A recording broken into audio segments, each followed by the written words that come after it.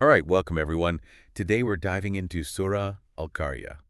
Oh, this is going to be good. It is, it is. Short surah, but man, so powerful. Yeah. It's all about the Day of Judgment. Yeah, that's right. Like a sneak peek right into what's coming. Heavy stuff. I mean, the name itself, the striking calamity, that kind of sets the tone, doesn't it? Totally. Gets your attention right away. Thankfully. I mean, just reading the name. For sure. And, there's also that tradition from Imam al-Bakir that reciting the surah, it can actually, protect you Oh, interesting. From what? from the trial of the Dajjal Wow, that's major. and the fire of hell. So engaging with these verses, it's not just like, head knowledge. It's got real, spiritual weight. Absolutely. It's like a spiritual practice, with real impact. I like that. Yeah. Mm. Okay, so getting into the surah itself, it opens with this repeated question, what is Al-Qari'ah? Like boom, boom, boom. It's got this intensity to it. Like a drum beat, Yeah. like building suspense, you Yeah, know? totally. Yeah. It's like, okay, what is this thing? You're on the edge of your seat. You're waiting to find out. And the term al-Qari'ah itself, it's open to some interpretation. Uh-huh. Some scholars, they think it's those massive events, Yeah. The ones leading up to the Day of Judgment, like earthquakes, volcanoes, just total chaos. Right. Like the earth-shattering stuff. Literally. Right, exactly. But others, they think it's referring to the Day of Judgment itself, like that overwhelming, terrifying moment of resurrection. Okay. So either way, it's not going to be a picnic. No, not at all. And then it gets even more intense, right, with those images the surah gives us. Like people scattering like moths, mountains turning into fluffed wool. Whoa! It's like, where did those images even come from? Like, how do you even imagine that? I know, right? It's powerful, like mountains, right? We think of them as like solid, permanent. Yeah, immovable object. Right. And then boom, they're just like fluffy wool, gone. It really makes you think about how temporary this world is. Everything we think is solid, it's not. Exactly. And I think that's the point, right? Like what really matters Yeah. in the grand scheme of things. Makes you rethink your priorities, for sure. Totally. Okay, but what about those moths? Like, what's the deal with that? Oh, good question. So think about moths, right? They're drawn to the flame. Even if it burns them. Exactly, right. Like Yeah. sometimes to their own destruction. Oh, okay. So some scholars, they see that as like a metaphor, for people who get so caught up in worldly stuff that it leads to their ruin. So desires, like, they become that flame. Right, exactly. And we got to be careful, right, not to get so attached to things in this world that it leads us astray. Good point. It's a good reminder to check ourselves. Like, what are we chasing after? Yeah, exactly. Okay, so we've got this, dramatic setup, impending doom, and then bam, Yeah. shift to the scales weighing deeds. This part always gets me thinking. Yeah. Are those actual scales, or is it more symbolic? Big question, right? So it's been debated for forever. Some scholars take it literally, like there's a physical weighing happening. But others, they say, no, it's symbolic. Okay, that makes sense. So, representing divine justice. Is that what you mean? Right, like God's evaluation of our intentions, the impact of our choices. It's not just about how much we do, but the heart behind it. Right, the quality, not just the quantity. Exactly. And this is where the hadith can really help us understand, Oh, yeah. Do anything comes to mind? Yeah, actually, there's one from Imam Ali. He says, a scale becomes light when they are lifted from it, and it becomes heavy when they are placed on it. Wait, what's being lifted and placed? He's talking about the two testimonies of faith declaring belief in Allah's oneness and Muhammad's prophethood. It's like, that's the foundation, Yeah. the bedrock. Everything else gets weighed based on that. So faith is key. It's like you can't just do good deeds without that core belief. Exactly. Your Okay. actions got to be rooted in something real. Right, it's got to come from the heart. Exactly. And that's why it's so important to connect the verses to the broader Islamic tradition, Like, there are hadith that actually say the scales are the imams themselves. Whoa, hold on. The imams are the scales. Yeah, think about that for a second. What does that tell us about how our actions are judged? Okay, that's deep. I mean, are you saying the imams, literally weigh our deeds? It's not necessarily literal, right? But it suggests something really powerful. Like, the imams, they embody divine justice and knowledge. Right, they're the perfect examples. Exactly. So our actions are being measured against that standard. Wow. So it's not just about doing a bunch of good stuff, but about aligning our actions with their example. Yes. It's about striving to be like them, to embody their teachings. That's a high bar. It is, but it's something to aspire to, right? Definitely. So, okay, we've talked about those whose scales are heavy with good deeds. The surah describes them having a, quote, pleasant life. Right. But that word, eso, it's more than just pleasant. Yeah, I was thinking that. Like, it's deeper, right? It is. It's like total contentment, like complete and utter fulfillment, like nothing is missing. Okay, I can see that. But, like, even if you achieve everything in this world, Yeah. right?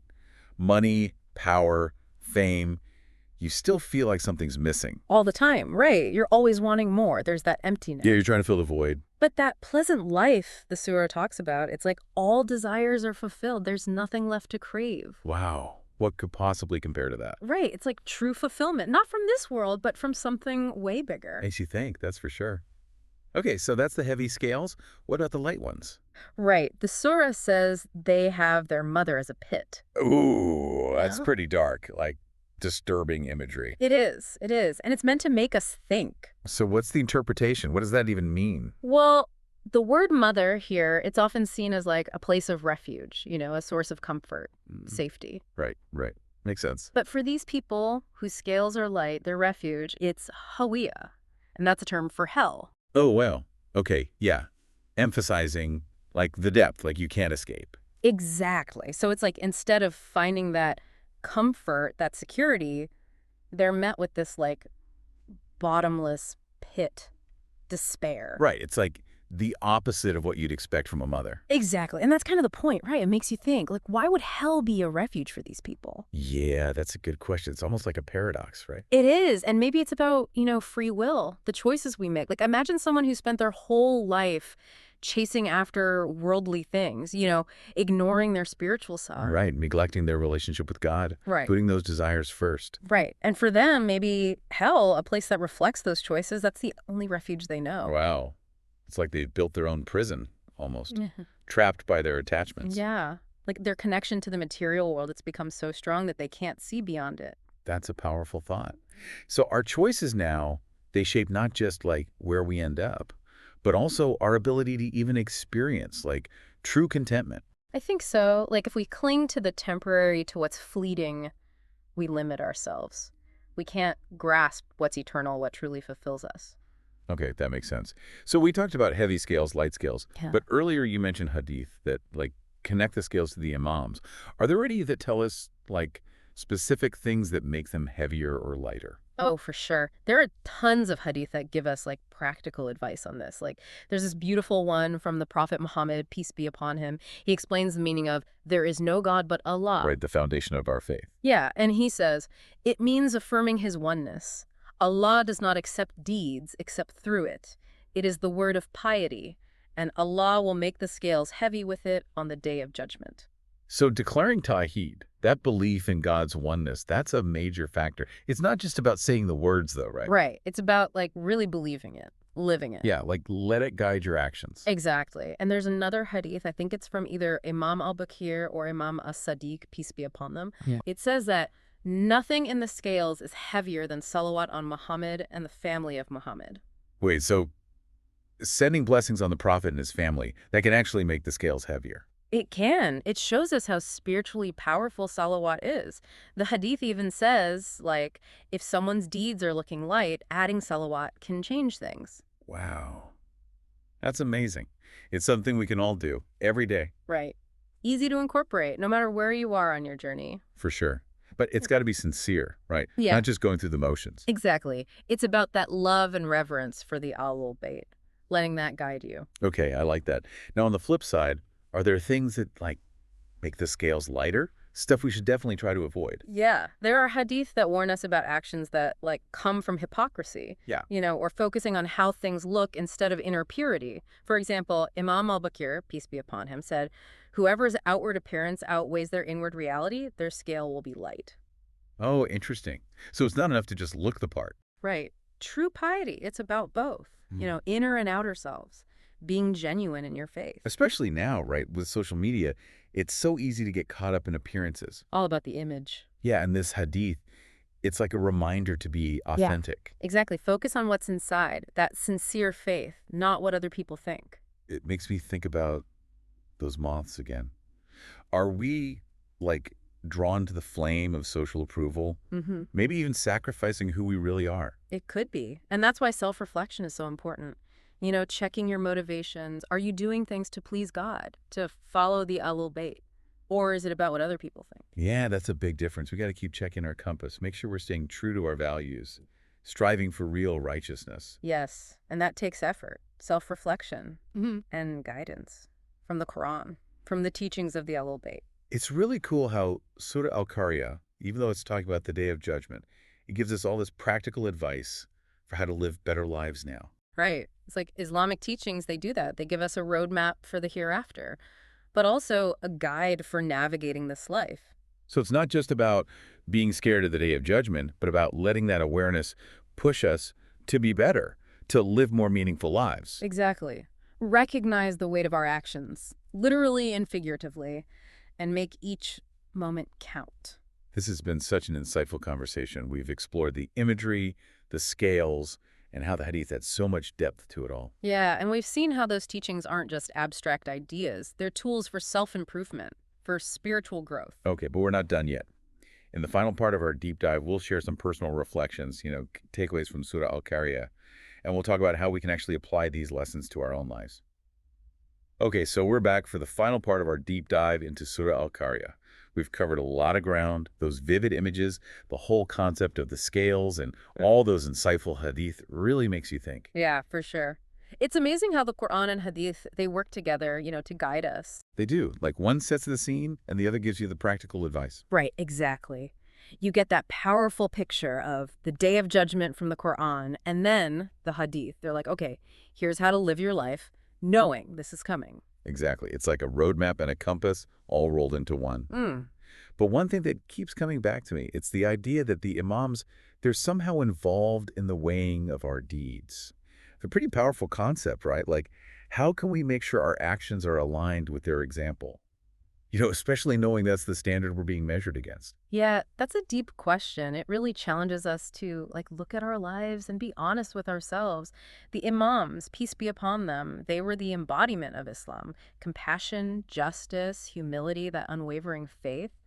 Their lives, they show us what it means to truly live in alignment with God's will. But it's not just about, copying what they did on the outside. Yeah, no, it's got to be deeper than that. It's about cultivating those same qualities within yourself. That inner purity, that sincerity, a love for Allah that just, permeates everything you do, embodying justice and compassion in how you treat others. Sounds like a lifelong journey. Always striving, always refining Yeah, yourself. it is. And we'll mess up along the way, for sure. Yeah. But the key is you don't give up. You keep turning back to Allah, seeking guidance from the alul bayt. Remember that hadith about salawat? Yeah. Even if our scales are looking light, those blessings on the Prophet and his family, they can make a difference. That's good to remember. Even small acts, if they're done with the right intention, they can have a big impact. Exactly. And don't get discouraged by your mistakes. We're all on this journey, It's the effort, the striving that matters. Earlier we talked about how there aren't any hadiths specifically about perfectly balanced scales. I've been thinking about that. If the goal isn't just to pass, what does it mean to really strive for heaviness? To go above and beyond? Yeah, that's a great question. Maybe that idea of perfect balance, it's almost like a distraction. It's not really the point. So it's not about reaching some, static point. Right. It's about constantly pushing yourself to do more good, to be better. There's no limit to how much good we can do. Exactly. You can always purify your intentions, deepen your connection with Allah, find new ways to serve others to make a positive impact. I love that. It's not about the destination, it's the journey. It is. And that fits perfectly with the spirit of Surah Al-Qari'ah. It's not just about describing the Day of Judgment. It's about calling us to action now. Think about your choices, recognize the weight of your actions, and strive for that pleasant life, that ultimate state of contentment. This has been such an amazing exploration. I mean, we've covered so much, the imagery, the hadith, all the wisdom. But in the end, it all comes back to personal responsibility, right? It does. We've been given this gift of life, and it's up to us to make the most of it. Surah Al-Qari'ah is a powerful reminder that our actions matter, here and in the hereafter. It's a warning, but it's also an invitation, right? A warning to watch our steps and an invitation to grow, to find that fulfillment. That's beautifully put. I hope our listeners feel inspired to reflect on their own journeys and strive to make those scales heavy with good deeds. Me too. Thank you so much for joining us on this incredible deep dive into Surah Al-Qari'ah. Until next time, may your scales be heavy, your hearts pure, and your journey filled with meaning and purpose.